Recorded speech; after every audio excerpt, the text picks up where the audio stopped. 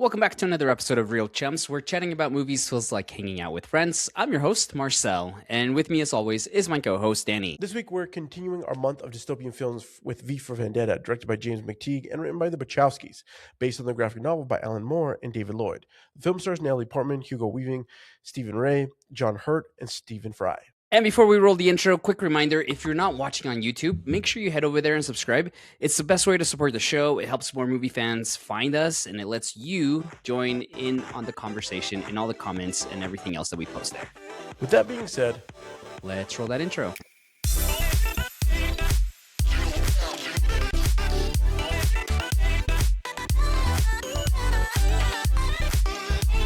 We are back, another dystopian film, another moment of existential crisis, asking myself, what are we just living in a dystopian film or dystopian time falling apart?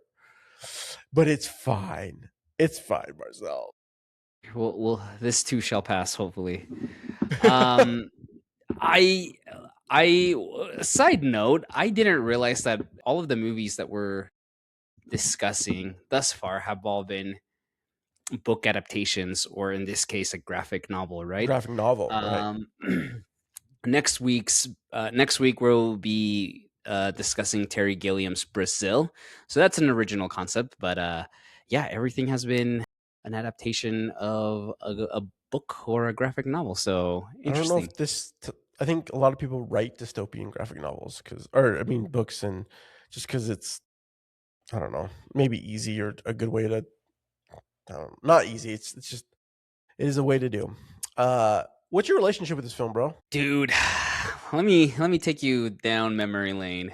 Because this movie I was obsessed with as a teenage boy.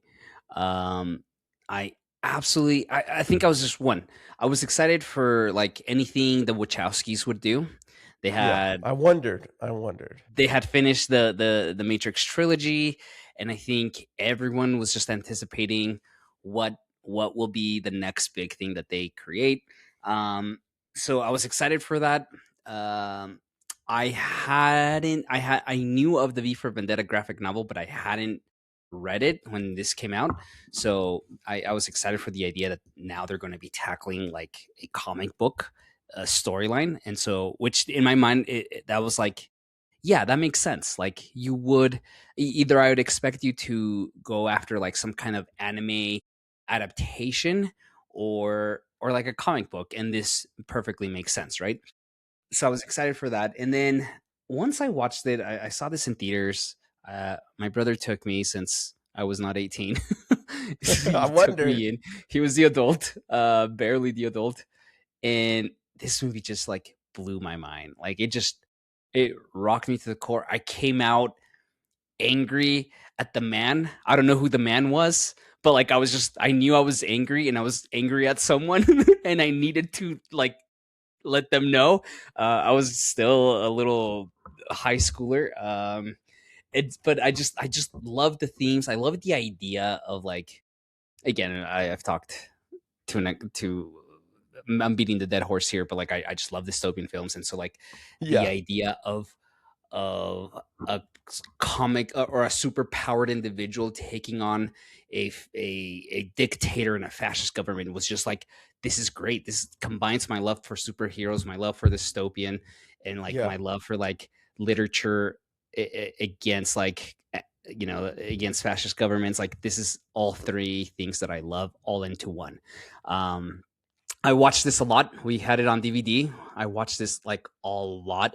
I was also that dumb kid who had remember MSN Messenger? Oh yeah. And you could like on MSN Messenger you could put like not like a bio, but like a little like subheader. Yeah, a status. Like a status, yes. Mine rotated with like quotes from this movie constantly. I would like rotate 4 or 5 quotes from this movie, and that would be my status. I was a little bit too obsessed with this movie. And I would just always tell everyone, like, you need to watch V for Vendetta. This is why V for Vendetta is good. Oh, we just finished watching or reading 1984. You gotta watch V for Vendetta. Well, you gotta watch V for Vendetta or whatever it was, right? Like, I just Loved, love, love this movie. I probably haven't seen it in maybe like 10, 12 years. That was the thing that I was thinking of. So I also had, I mean, I was 13, but some of my older friends and people that were around me, like they were obsessed with this film. And then it was always on. I felt like, if you at some point once a month, you're definitely gonna have it was on reruns. You're gonna watch it, but I think part of it for me was just like, it was just so different. You had it was just like a different way of telling a story. The Wachowskis wrote this film, and I just remember being so enamored by like so many aspects of that about this film that I'm so excited to be talking about. But it's been like 12 years, I think, since I've watched this film. Um, and I'm like, this is a great 2000 film. Like this is a pinnacle. Like what it gives us the foundation for what led into so many things that what we have now. And I think that like that to me is what I appreciated, like thinking about memory lane of like the obsession about this like superpower, but also like this dystopian era that like just all of it. And like the mask. I know that people like have like adopted the ghost face mask for Halloween, and that's become like iconic for how kids and Halloween or whatever. But I think this mask is just up there for me. When I Yeah. think about iconic, like just costume decisions, this is one of them. Um, that And you what it just like. represents now too, right? Yes, Like yes, Anonymous uses the Guy Fawkes mask as their like their logo, right? And all the good and bad, whatever way you want to approach it, that they're doing as an organization, like whatever, but like what it represents now. yes. Yeah. And then like there's this level of like anonymity and fighting, what this film the story portrays, and what people have taken on just so many things. So I'm really pumped to get into this. um Let me give you a quick synopsis for those that haven't watched in a while. V for Vendetta, set in a near future Britain ruled by a fascist regime, a mysterious mass vigilante known only as V wages a psychological and physical campaign against the government. When he rescues a young woman named Evie from secret police, she becomes entangled in his revolutionary mission, one that challenges fear, identity, and the power of ordinary people to change history. I I want to go back a little bit to what you were saying, because like I love the fact that we just did Children of Men last week, and we're coming to V for Vendetta, two movies that take place in the year 2027. Okay, yes, two movies that came out in 2006. Okay, and two movies based on adaptations of previous work, and I just love the two contrasts between these two movies based in a dystopian future, a fascist government, whatever, right? And I just love everything that comes around. Like the idea that this movie was okay, let me step back. We talked about Children of Men, and Children of Men it has these big themes around hope and nationalism and immigration, whatever. I don't think that movie is necessarily a political movie. It has a political backdrop. it has a Mm, political backdrop, but it's not a political. It's a movie about hope and what does yeah, it mean for you as individually. yeah.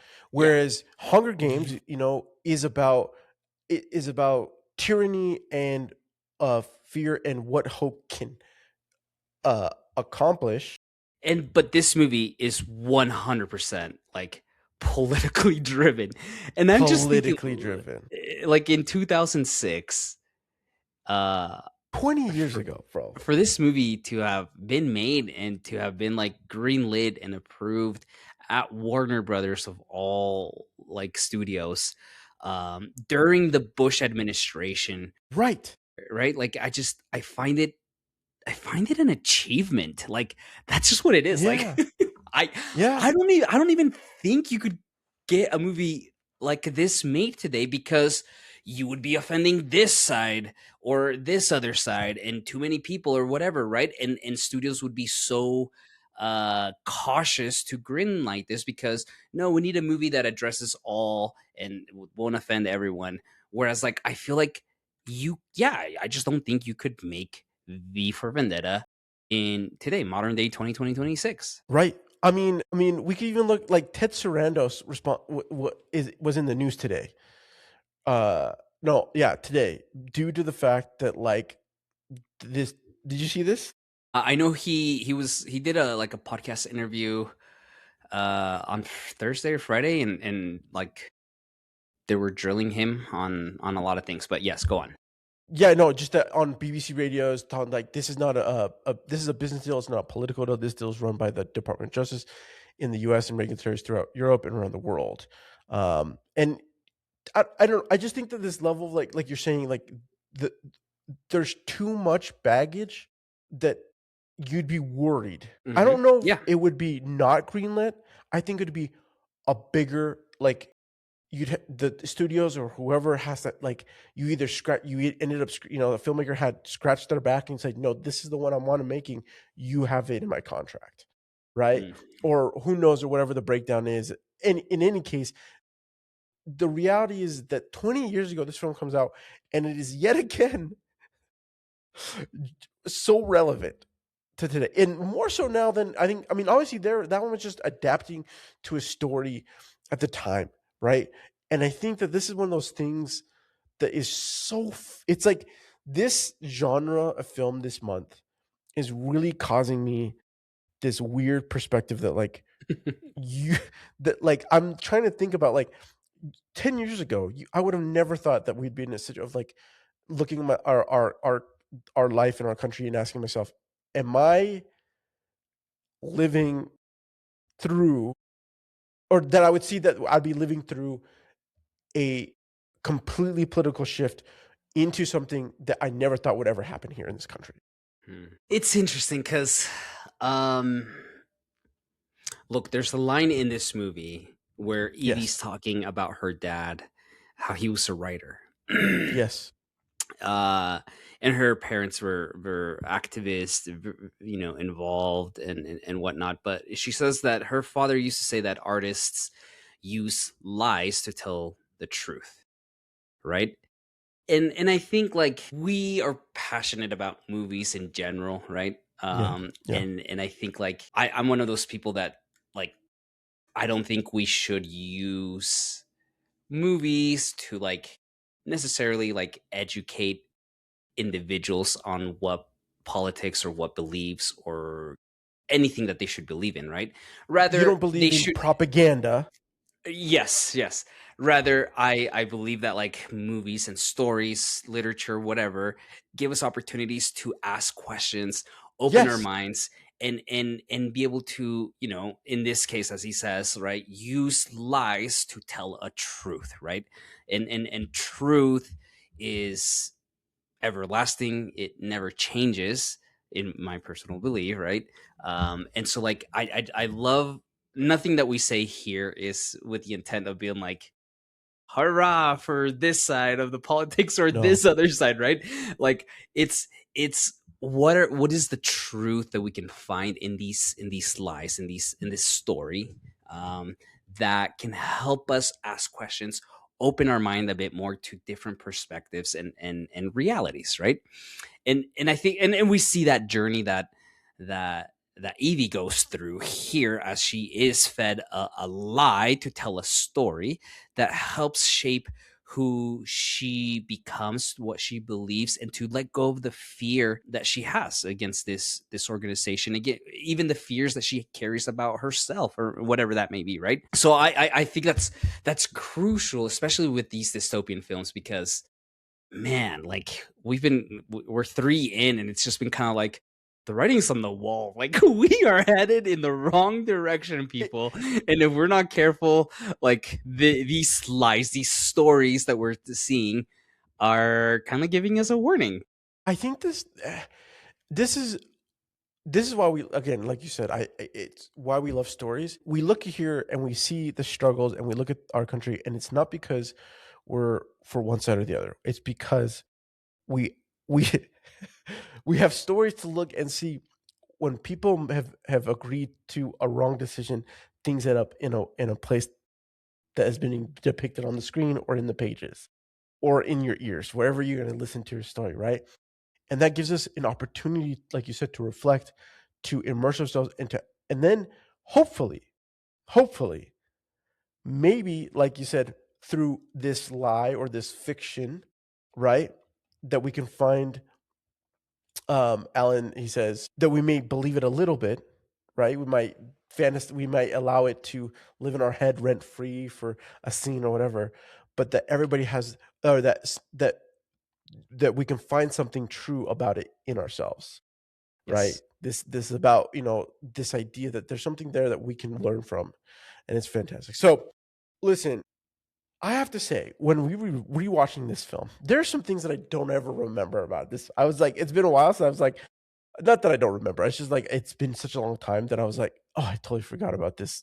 The opening scene for this film, and this remember the 5th of November of gunpowder treason and plot. I know of no reason why the gunpowder treason should ever be forgot. There's so many lines in this film that I There's just so like many. that are This just is like what long. it's wonderful writing. This entire film, and it gone. No, it's funny you say that because some people, I was looking at Reddit and some people were like, I hated the screenplay. This was like 11 years ago because I was looking at the original like post of people. Let's talk about it for V for Vendetta, and a lot of people were like looking at it from the graphic novel, and I'm like, yeah, I mean but you have to adapt it so differently. But what I think is so intriguing is that the wording, the way they word, V's language. Alan Moore, just alone with his language, just is phenomenal here. His delivery on things is fantastic, but some such huge thought provoking lines throughout this entire film. And I don't think there's not a scene that you don't go through, that you don't just have to like think about what is each, how is what is my Sadie's always saying, there's a thing, she's like, words do not convey meaning, they bring them forth. And this idea that like what words you choose is the meaning that you're choosing to portray. And I think that is very telling in this film of like, even with the fact that like, V's he's like, who are you? And he goes on this crazy monologue of alliteration to introduce himself, to say, but why are you asking me if I'm wearing a mask?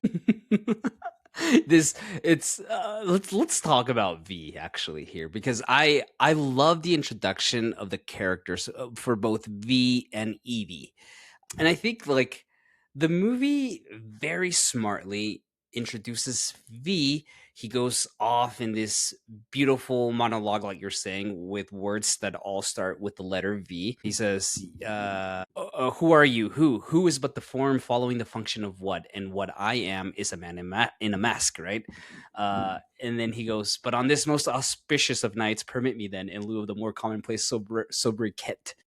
And then he just goes on, voila, in view, a humble vaudevillian veteran cast vicariously as both victim and villain by the vicissitudes of fate. And he goes on with these wonderful verbs, adjectives, all starting with the letter V, and all in the end for him to say, the only verdict is vengeance, a vendetta, right? And and I love that Evie then says, so are you like a crazy person? Yeah. And that I love that the movie, one, we learn who V is here. He is this vaudevillian character, right? He's very theatrical. He before he kills you, he's gonna commit to this monologue that he has rehearsed and practiced in front of a mirror before he stabs you and kills you. I love that he is so committed as a character to his theatrics. But then we have that levity and that funniness, that comedy, when Evie then asks, "So are you a crazy person?" It allows us as the viewers to not take the character too seriously, the character of V, because he is not necessarily that he's a crazy person, as she says, but like he is kind of goofy.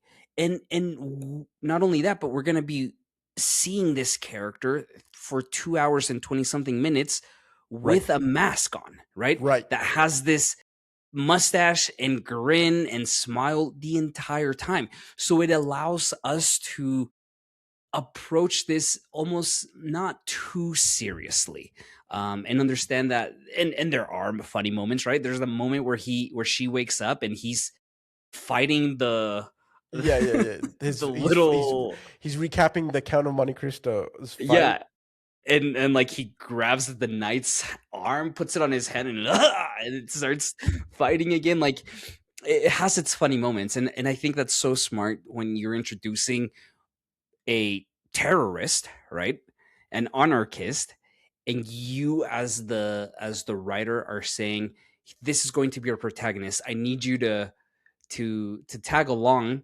How can I, if he is a terrorist, so to speak, and how do I buy into that? And you do that with this beautiful introduction by making him approachable, funny, silly, and in Evie's words, a crazy person. I think it's just wonderful character introduction. This is why I went to Reddit, because I was like, what did people say about this scene like that? And they were like, a lot of people felt that like they the people who enjoyed the graphic novel really disliked the fact that it loses the V's wild card factor of like, is he good or is he bad? Is he, where does he lie? What is his motives? But I see it and I look at this today and I look, like you said, I think that we have to spend so much time with someone who's in a mask for the entirety of the film. And if he's not a mask, he's shrouded by shadows, right? Or by flames. And so there's just there's a level of like anonymity that comes from it. And yet and what I think is so intriguing about this is that like, and Evie says at the very end, like, did you find out who he was? And she's like, he was my father, at, but also my mother. That it's this essence of like, I don't know, a collective group of individuals that inspired or made into her feel cared for and protected and inspired, and that's what she put into that compared to this movement of hope. And it's, I don't know, it's just really great. What I also really like about this introduction about V with Evie is this perspective of like this dualityness. They kind of have this like perspective in the editing of like, is Evie V or V Evie, of like these same sort of like openings of them in the mirror and then looking at the television, having it like she wants to be an actor, and so like he is acting for this cause or for this mission, right? Mhm. This inner person that she may want to be because of the tragedy that she's faced, right? I want to watch this film more as a filmmaker with this season that has done editing. The cinematography, I think, I there, but the editing in this film is, it really intrigues me, and how they then their decisions on how they went, their decisions on going about doing what they did. I wanted to ask, did you feel the same way about that? Like, did it feel like you were anything? I don't know, anything towards that beginning part, or any other moments with it when it comes to like how they decided to cut things together? Yeah, there's something that the movie does a lot, and it has these series of like montages, right? Like Yeah, we're constantly cutting to like perspectives of citizens in this country, right? yeah, Whether it's V talking, whether it's a chancellor, whoever, we often are able to see whether they're at the bar just watching the BTN, whether they're at home, wherever it is. Like I love this idea of what you're saying, this contrast, because you it starts at the very beginning with the movie, right? You have Evie that's getting ready, you have V that's getting ready. One is going to make his declaration against the government, the other is going to go meet up with her boss, right? And just two individuals that are on very different paths and are about to verge. I love in that edit though, we get this beautiful moment where V is getting ready and he grabs his masks and we have Ah, this the POV shot yeah, as he's putting on the to mask and to the then mirror. yes, it's almost like the movie is inviting us to say, like, you are now taking on this mantle and you're coming on this journey with us, right? I think it's beautiful filmmaking. Like it's something as What? simple as just getting that mask, and now we have his POV, and now we see what he looks like in front of the mirror. I just think it's great, but I love that going back to like this cutting back and forth between the members of society and what's happening. I think the first time I watched it, I was just kind of like, I was a little bit like, annoyed, not annoyed, but I was just kind of like, what is going on? Like, why do we I need do this? think it's a bit jarring. I do think that if you're like, But it's on purpose though, I agree. I don't just, yeah, right? 100%. I think many of the decisions that they're making is on purpose. But I think that this is the thing that I'm like so interested in, like that I really should dissect and like do a breakdown because I think that it's an important factor to the story slash to the relationship between V and And Evie. also to the character growth of Yeah. Evie, but also of the citizens, right? I love that most of the shots we get of them are just they're at home. They're Yes. Or in the compo- pub. yeah, they're in a quote unquote comfortable environment. They're complacent, right? And V has a moment where he's taken over the broadcast and he has his recording that he says, there's something wrong with our government, right? He poses that question, like we all feel it, but the only people who are to blame is he says, I wrote it down. Where once you had freedom to object, to think and speak as you saw fit, you now have censors and systems of surveillance coercing your conformity and soliciting your submission. How did this happen? Who's to blame? Right? And then he says, well, certainly there are those more responsible than others, and they will be held accountable. But again, truth be told, if you're looking for the guilty, you need only look into a In the mirror, mirror. Oh, this is right? a I love fantastic that line. because these people are just complacent. We talked about apathy last week in Children of Men, right?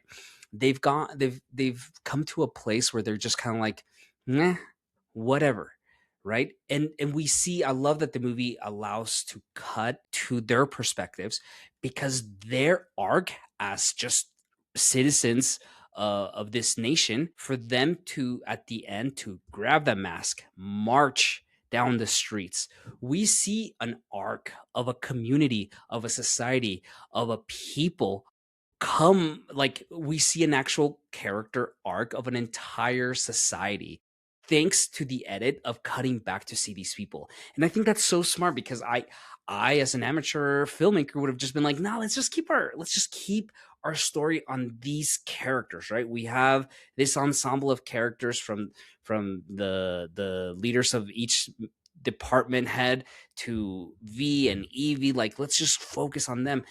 But like the movie decides to cut to all these individuals, and it's such a wonderful payoff because at the end, like you said, like who was he was my mother, my father, he was so and so, right? And we get this beautiful montage and edit of all the different citizens of the country, those that have died, those that are still around. This to V's point, this idea of freedom, this idea of hope, of rebellion, of justice. That's what every single one of these people represented in their path, whether they were one of our main characters or not, or just the little girl with glasses who's watching the TV and knows Right. that there's something wrong. Yeah. She has an arc. And I love the edit of that. Like I miss movies. I think I talk about my love for like Ocean's 11, right? I love how Ocean's 11 in this movie here, V for Vendetta, they have a constant like montage of like scenes and edits, and we have a voiceover just kind of telling us what's happening. This movie does it perfectly. Ocean's 11 again perfectly as well, but like uh, they leverage that technique here in order to show character arc of an entire society. And I just think that's genius. Absolutely. It is, it's phenomenal.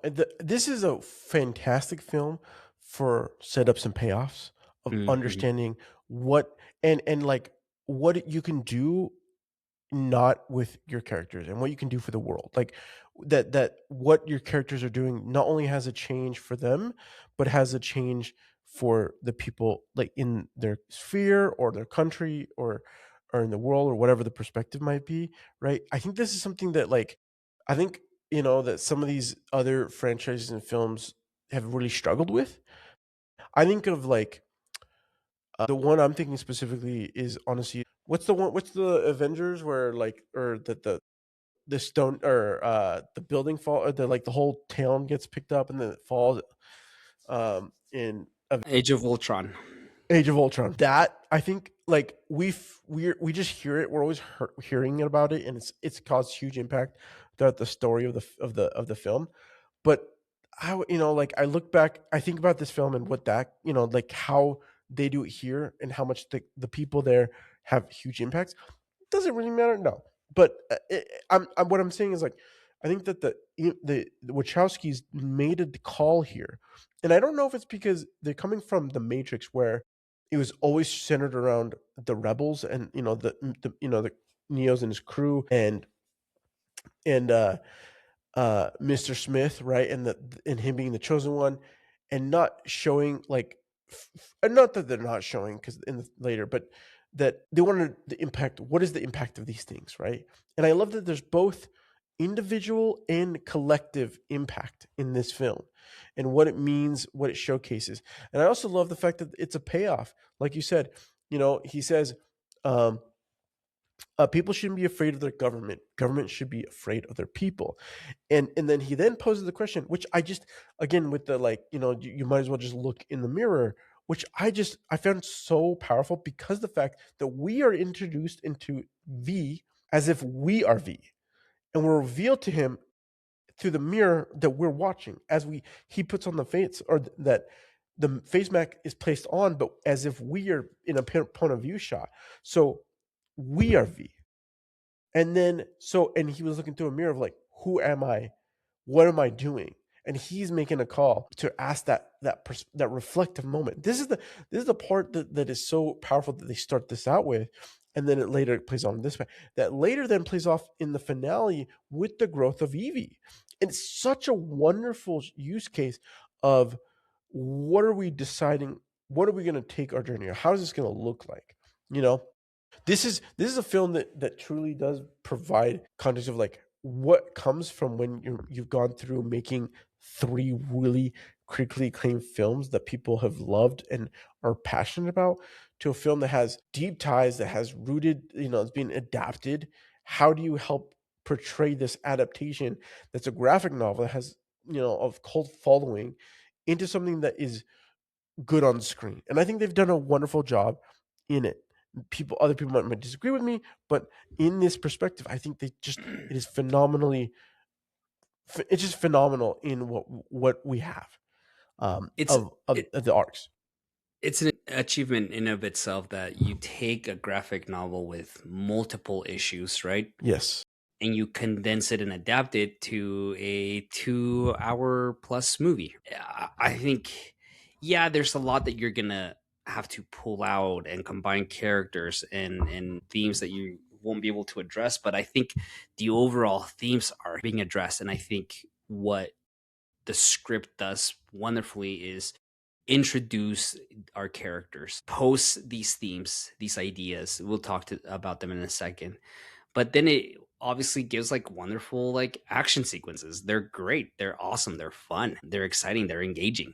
And so like as an adaptation, it's great, it's perfect. I don't think you're going to be able to obviously please the fans of the adaptation right, of right. the novel, but the movie does a wonderful job at taking that and making its own version of it and being true to some of the themes there. I do want to talk a little bit about Hugo Weaving as V, because he does so much with just his voice, right? Yeah, There's a but he's couple always done people. so much with just his Yeah, voice, man. yeah, and I think it's genius to cast him because he has that theater background, right? That's where he started, and so like he really commits to him. And you have a couple people that are playing the character of V, um, but like a lot of what he does obviously is in post, not post production, but it's post with him just recording his lines as well.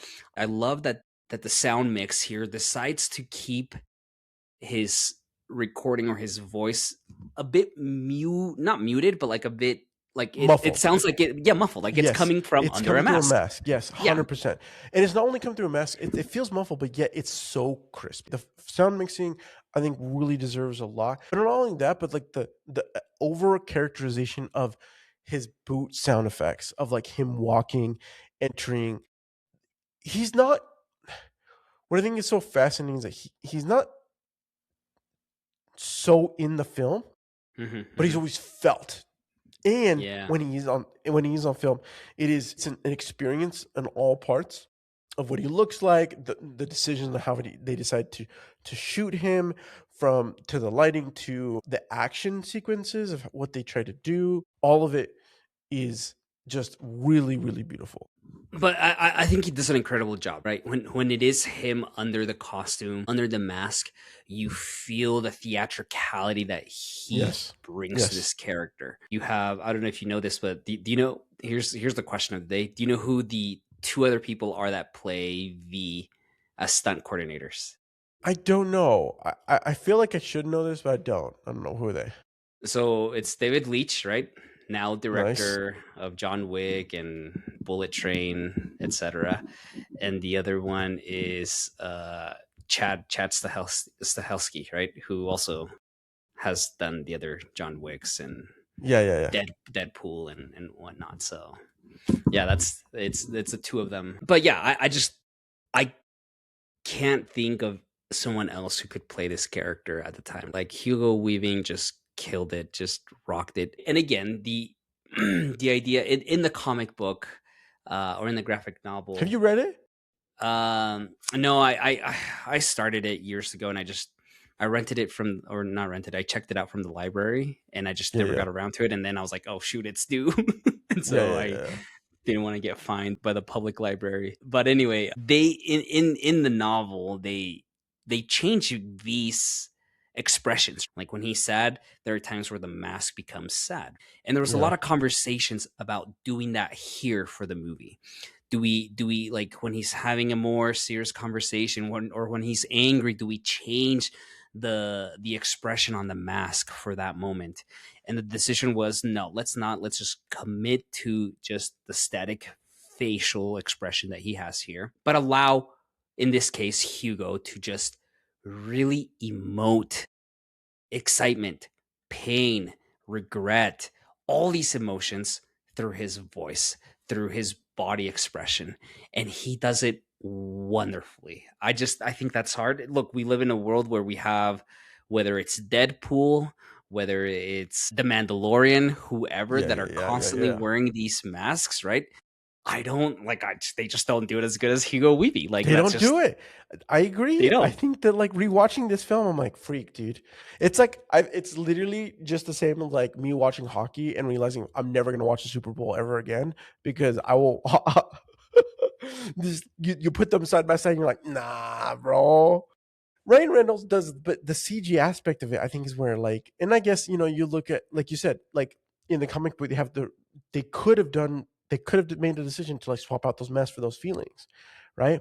But I think it's such a different choice to make it become through the performance of the character and the voice, and I think that is really some powerful things that come from this film of this, that like he's putting out, it's vaudevillian, right? If you look at the history of vaudeville, right, they are portraying things that for people's entertainment, for Yeah, no matter how you feel, or for the hookiness of all of it. It is a show. It is always a show. So if we're going to portray this, why not commit to it? And I think that's exactly. a wonderful perspective. Look, you and brought up and things. and, and they also like leverage There are Yes. times you mentioned like lighting, right? Like there are moments where Yes. they change the lighting, they add more shadows or they add more light to be able to like help with the emotions that he's emoting there in those moments. So I just it's genius. Or even blocking. I don't know. It's just Yeah. some really great. There's some great blocking of, and yeah, no, phenomenal. Let's talk through three themes. There's a lot of themes. I think I want to start with just like we have identity and ideas, we have fear versus freedom, the revolution versus morality, and so many more. But I think I want to let's start with those things. I think for me, I because of what we've been talking about, identity versus the ideas. Like the quote is, "Beneath this mask, there's more than flesh. Beneath this mask, there is an idea." So, can ideas truly be bulletproof? I love this theme of ideas and his whole message right from the beginning of I'm just but a man, right? Beneath this mask is more than flesh. And we did a whole episode on Batman Begins, and that movie really relies a lot on the symbols and ideas and whatnot. But I love the idea of it here of a domestic terrorist, right? He is what he is, using the idea of Guy Fawkes, a failed revolutionary, and leveraging the theme and power that is Guy Fawkes and how it can become impactful. And Evie starts the conversation by saying, this is the story. And 400 years ago, it continues to be relevant and impactful for me, etc. And again, we talked about the setups and payoffs, but like the the imagery of shipping out all of these masks, these hats, these capes, and people taking on the idea that is freedom, that is revolution, that is free speech, that is truth, justice, all of these things. Literally having to take on that mantle and put it on themselves is the most wonderful payoff in any of these like revolutionary movies. I just love that people know that something's wrong with the government, right? They know it's Yeah. off. And I love how Bollocks. they're The little the girl. little girl, yeah. They're doing these they're listening, right, to conversations, and they pull the data saying like, oh, our data shows that most people think that V is still alive and that we're not telling the truth or whatever it is, right? So like the impact that an idea has, and it's in this case whether it's the idea of vendetta, of vengeance, whether it's Guy Fawkes, whether it's just like I said, these ideas of justice, of free speech. I think that's what gets these people going. And I love that the movie, again, going back to like Hunger Games and Children of Men, this society, quote unquote, is nowhere near as bad as like Pan Am or Children of UK Men. in Yeah. Children of Men, right? Like Evie has a great job. Yeah. I love that the movie commits to that and says like, look, like she works at a network. Sure, it's a government ran uh, Right. network, but she has a good job, and like the streets aren't like trash filled like in Children of Men. People have there's an economy, whatever, right? Like Well, we're I think seeing this perspective, uh, unlike other dystopian films, like quote unquote, like people are quote unquote better off, so to speak, right? The movie's trying to show us here, but here comes V in his manifesto on there being something wrong with this government. And yes, there are specific people that are to blame, but a lot of the blame goes to ourselves. It falls on ourselves because because we were afraid, because we said, okay, we'll turn a blind eye, and or as we've talked, like it doesn't impact me, so I won't pay attention to it, right? Whatever that may be, the responsibility of government, of freedom, doesn't fall on elected officials. It falls on the people. It's our responsibility to ensure we have good a good government. yes. since mankind's dawn, a handful of oppressors have accepted the responsibility over our lives that we should have accepted for ourselves. By doing so, they took our power. By doing nothing, we gave it away. We've seen where their way leads through camps and wars towards the slaughterhouse. Right? This idea, that idea that's there. And then later, right, we must, the idea that like, I shall die here. Every last inch of me shall perish, except one. An inch it's small, and it's fragile, and it's the only thing in the world worth having. We must never lose it or sell it or give it away. We must we never let them take it from us. This idea, I think what's interesting is that, we have identity, and to me, I think it's more, it result is like, do I, there's a level of like, not necessarily, it's the idea of, um, what will I do in being placed within fear or responsibility, or I don't know, like fear or Mhm. action, right? And so much of what we see, like you said, this is, I love that you brought this up, because I don't think I didn't catch it. I didn't necessarily fully catch it, but you bringing it up, is, I really, really appreciate it. It's like the world is going about fine. There's a curfew. There's this some weird militant like fanboy crew that like can go around and like, I'm gonna show my little badge and I'm gonna Oh, do the police. the police. They're not full police though. They're They're like, a secret police. they're the secret police, right? So like yeah. So that there's secret police that like can go about doing whatever whims they would like, right? But that there are things in place to help maybe minimize the atrocities or the things that that might be doing, or protection, right? Who knows? Um, and so, but yet, as we progress, that like there is this, that like there is people taking action up, despite the thing. And I think that it's really intriguing. 20 years ago, the way they decided to depict this, the way they wrote this even more so, I don't know how, when the graphic novel came out, but like this graphic novel, this story depicts a lot of things that I think is really intriguing to see, we to revisit in a 2026 era, a time frame where there are lots of things that we could, we may or may not be hiding behind ourselves, due to the fact of algorithms, due to the fact that like we will use filters to portray our lives better, or in a perspective that we would wish to have, and yet be so alone, right? I think Mhm. that there's a level that like they're not alone, but they're alone, or they feel perhaps less as a community and as a collective of like neighborly, right? Or it's more of like, you're there and you're living your life, and this idea of fear that it's fine. Well, I'm not going to address my concerns, right? But this idea, the fact that like it makes you compliant, and yet this is the reality that like I think that's what Evie's there, right? Her life was is this that perspective, like if you, because of fear, you can comply and you can live your life and it's fine, but the reality is you're not living, you're just going by your life. Yeah. Her perspective, I love the she tells the story of her family and how much it's affected her, and yet she can't do anything, and yet what has to go through her is something traumatic. This, you know, I think of I've been thinking a lot about this, actually, to a little degree, because I've been watching Fear Factor and like trying to, and the Fear Factor House of Fears, which Okay. is so poor, is not as good as the Snake, for the record.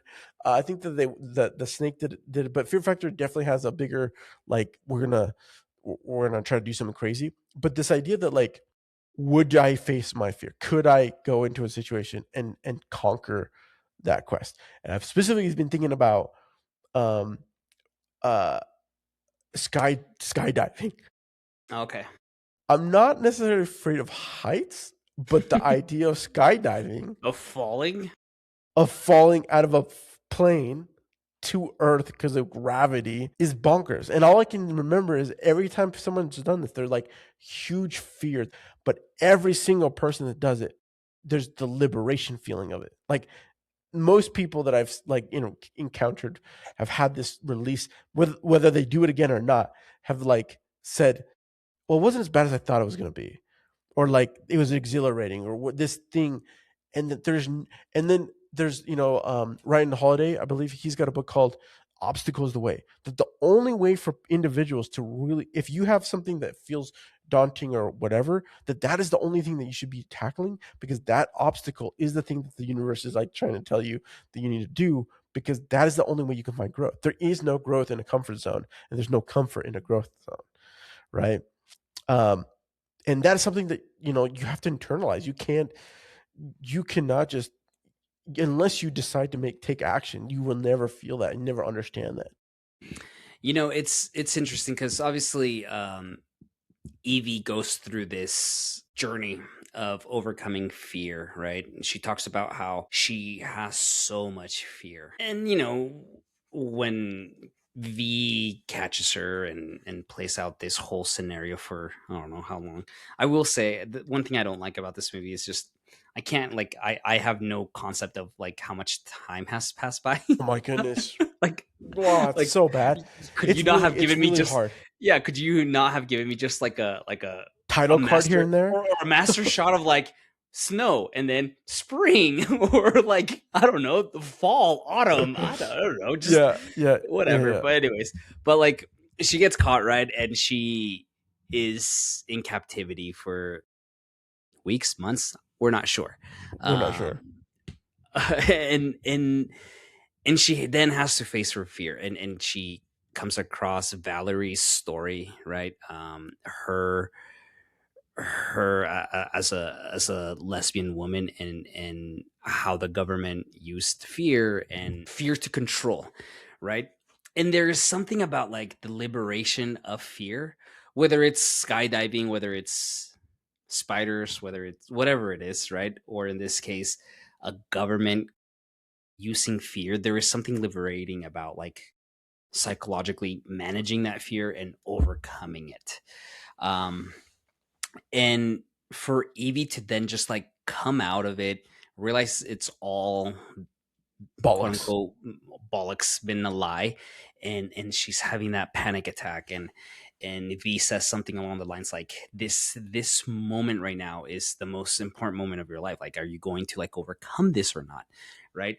And she has that beautiful like rebirth moment as the rain is coming down on her and she's reborn and we get that beautiful like juxtaposition of her drenched in water but V in flame in fire, right? It cuts back between the two moments these two characters were reborn, one through fire, one through a baptism of fire and a baptism of water, right?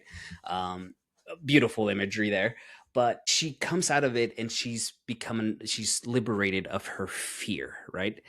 And I think the movie does a wonderful job here because even like through Valerie's story, like she says something along the lines like it's amazing how they just like turn the commentary on us. Like we were the scapegoat, whether you were Muslim, gay, black, whatever it was. Like we suddenly are now the bad guys. Like we are the bad guys, and the movie uses fear in two ways, right? One, to show what a government is able to do when they convince people of scapegoats by placing the fear on a group of individuals, on a group of ideas, or whatever that may be, like using that fear as it's all their fault. They're coming after us. Everything wrong with our government, etc., is because of X, because of they're reading the Quran or they're gay or whatever it is, right? But then the movie also uses fear as a way to like liberate Evie and for her to find a voice and find and yes, purpose in the sense that like in the end, V gives her the option like my gift to you is whether we blow up parliament or not, right? Like you decide and she commits to it, but she has been liberated of the fear that has been imposed on her by society, by the governments. And I love Natalie Portman's portrayal because from the beginning to like the end of here, like Yeah, it's just, yeah. this is why Natalie is just an incredible actress. But it's just amazing to see how empowered she becomes by letting go of that fear. And I think it's beautiful what the movie does again by like showing the use of fear to dominate society literally, and keep everyone in control, and the ability to face fear and become liberated and free, and stand up for something that you believe in. Oh, I've always loved that contrast in this movie. I do too. I think that's the thing. I think what resonated with so many people when it first came out, it Natalie Portman's portrayal comes from like shy, this like shell, like I mean, even so, like she's so scared of the situation that she doesn't realize the threat that she's in with the priest or the bishop. The bishop, yeah. Wild scene, um, but um, the by the end of the film, she has so much like strength and confidence and understanding. I mean, truly, it's depicted so well from her, from the decisions with uh, everybody on set and the cast, and like I said, this that rebirth of and her realizing what that looks like and what that meant for her, and that she could never look at the world the same, right? And that's this idea of this freedom for that has been wrought through fear, right? That um the instills. So no, And it's a pretty freedom, it's a freedom from like an internal perspective, an internal state, right? Not just a yeah, political freedom. not just That yeah, yes, that 100%. will come. That will come. But like for her, she needed that personal liberation, that personal freedom in order to then achieve what that political freedom will be Well, later. and the people get the political freedom, right? They all Yeah. show up with their masks, and that's the thing that's so rewarding, is that there's this the layerness of this film of what each like grouping feels. I mean, you look at that, but also with like the police officers and their journey and their arc. Man, they just really they do such a phenomenal job in telling these stories between each of the perspectives. Um, I will say though, and my biggest complaint in this movie, um, and I totally forgot about it. Well, I didn't forget about it, but like I just don't like that the screenplay makes a very sharp turn and says, now there's like a romantic connection here between V and Evie. I don't know And if it's a sharp turn though. I feel like they open it up. They open it up at the beginning, right? Like everyone missed the concept with uh, um what is it, the mass foe, what's this guy's name, who's sorry, the perspective of the mask, like if the Guy it's Fawkes? based Guy Fawkes, right? So Guy Fawkes, the story of that and him being uh, hung, and the female like voice saying that it was Natalie him that Portman's voice, yeah. yeah, Natalie Portman voice of just missing that individual. Um, and Here's the here's but the issue, Danny. A female that is kidnapped, tortured for a yeah, period of weeks slash months, um, is abused, psycho. Yes, yes, like mentally, psychologically, and yes, like some physical abuse happens here. For yeah. her to come out and then say, "Ooh, I think I kind of like you," and or for him to say like, "Ooh, I feel a romantic connection here."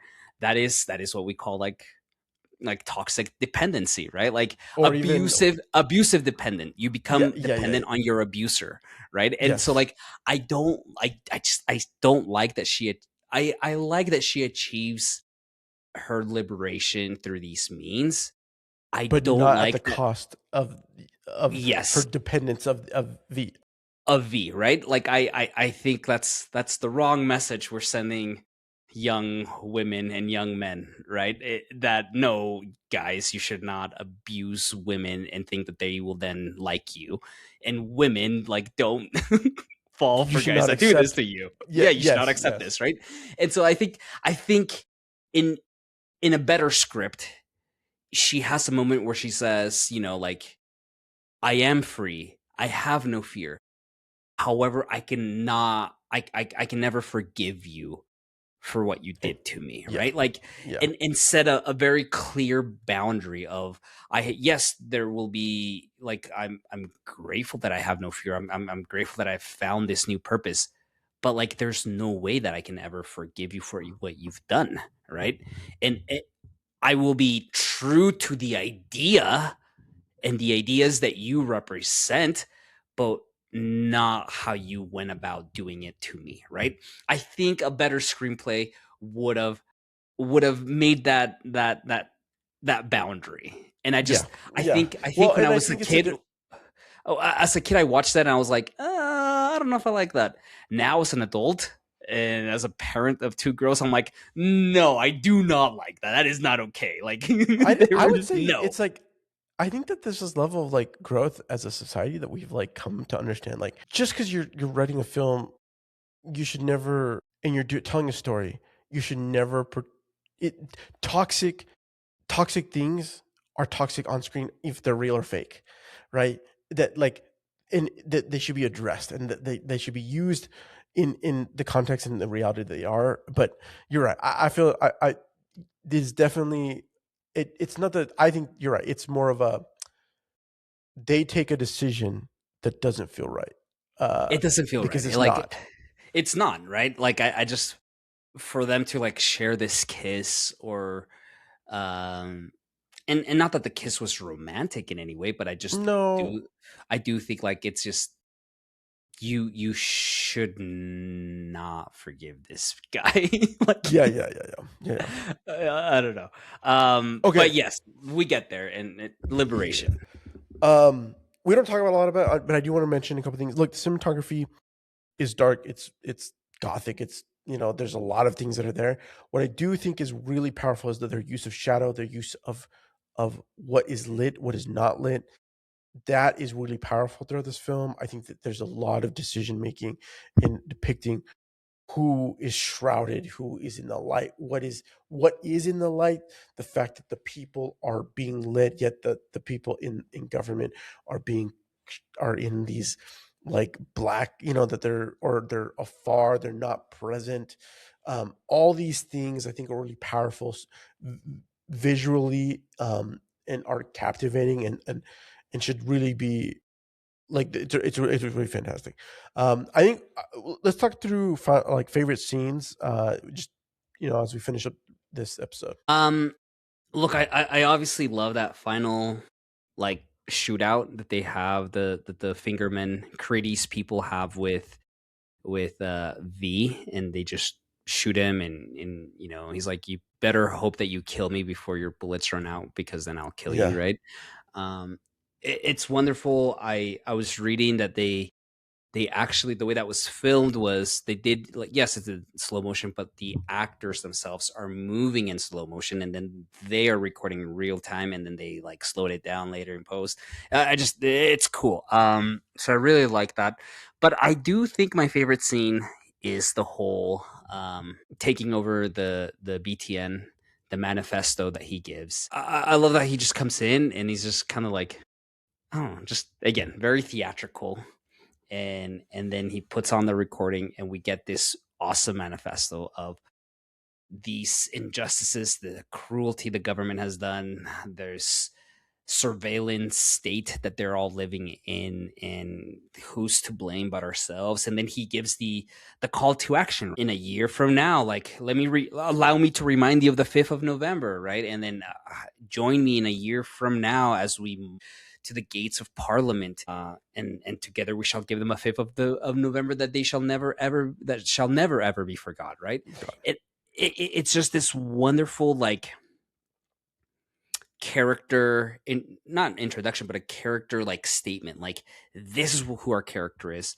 This is what he stands for. These are the themes and ideas that we're going to explore over the next 2 hours. Whether you agree with using violence as a means of liberation or not, here's what he stands for, and you're Mhm. coming on this journey with us. I just and I love that we have a wonderful, like, we're cutting to what the newscasters are going through. We're cutting to Evie watching. We're cutting to like the citizens of London or England watching, and we have Dascombe who's like also saying like, "What do we do here?"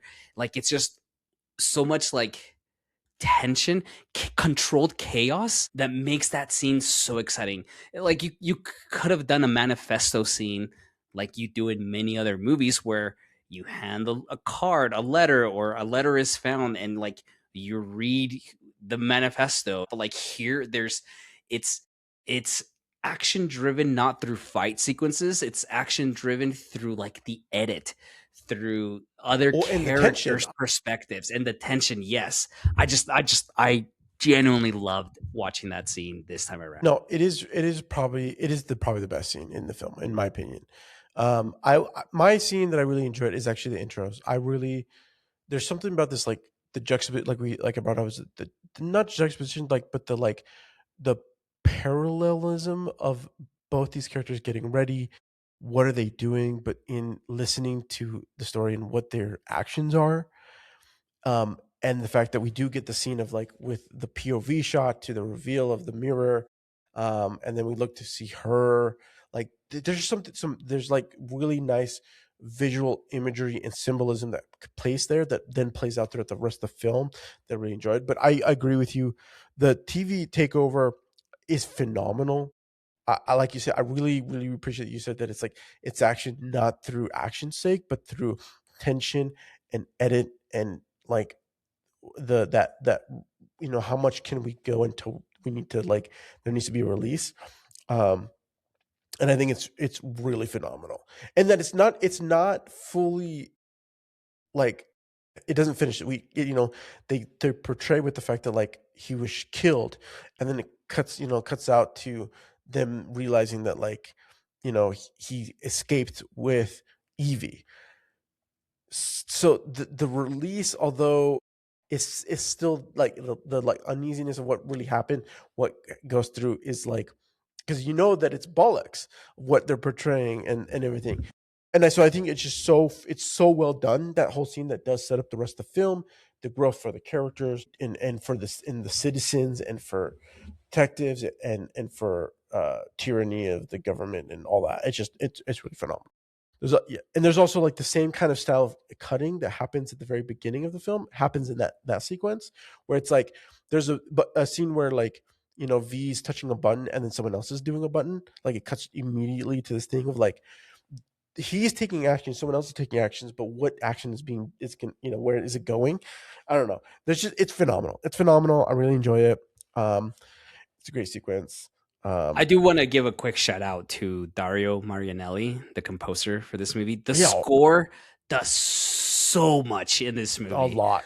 It does a It lot, in my it opinion. does a lot. I It's wonderful. It's a wonderful theme, especially like Evie's rebirth, that whole score there. I just the yeah, the score is one of my top favorites. Like I love the score here.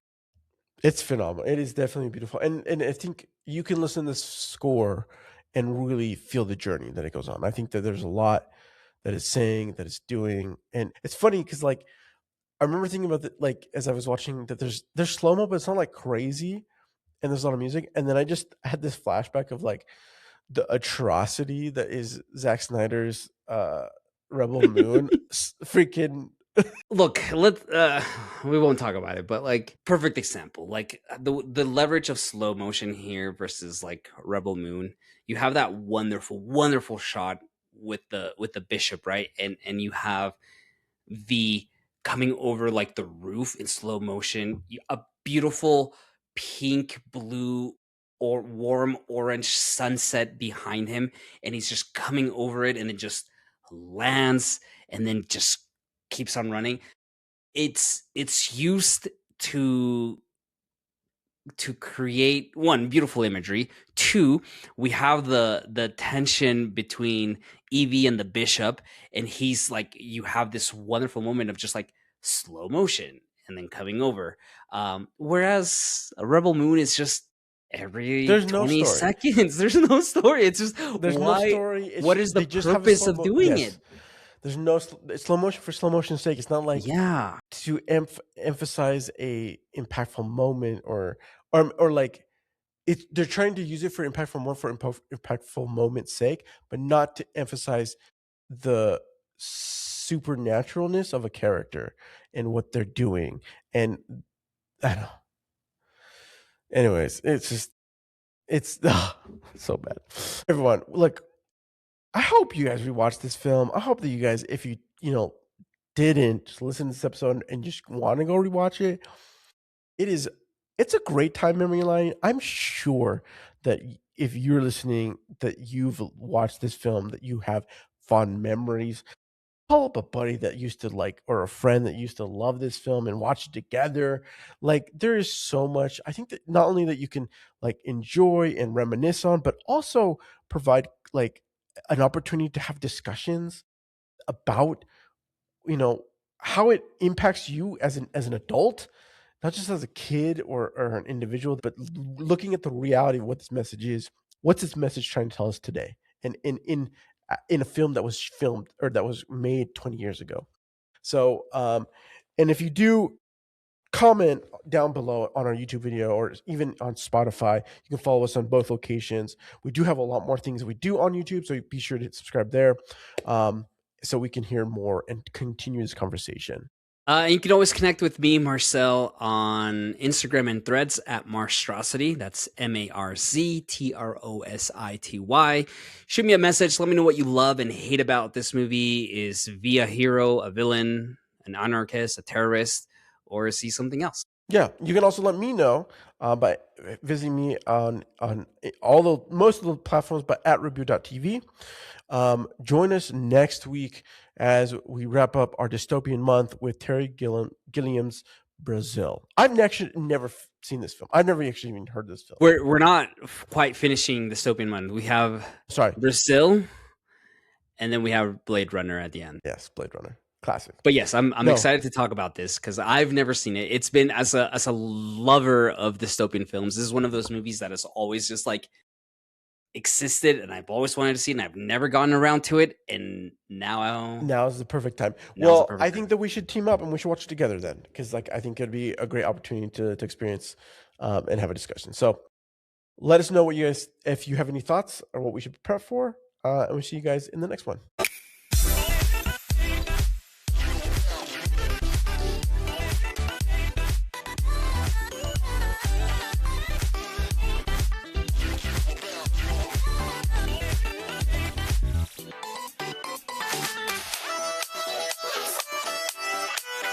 Mm-hmm.